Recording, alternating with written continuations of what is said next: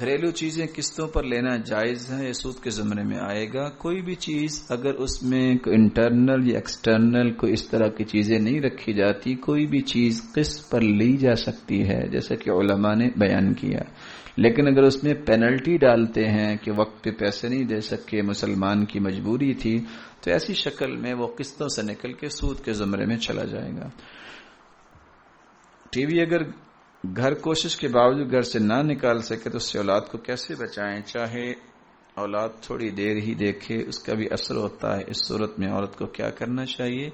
عورت کو سب سے پہلے تو اللہ کے سامنے گرنا چاہیے اور اپنے خامند کو ساتھ ملانا چاہیے۔ گھر چلتا ہے میاں بیوی سے مل کر، وہ اس بات کو طے کریں کہ ہم نے اپنی اولاد کو بنانا کیا ہے۔ اذا كان رب البيت بالضف ضاربا فشيمة اهل البيت كلهم الرقص، جب باپ اور ماں جو ہیں وہ دف بجانے والے ہوں، وہ خود ڈرامے دیکھتے ہیں، وہ خود فیس بک کھول کے بیٹھے ہیں، تو بیٹے تو رقص کرنے والے ہی بنیں گے۔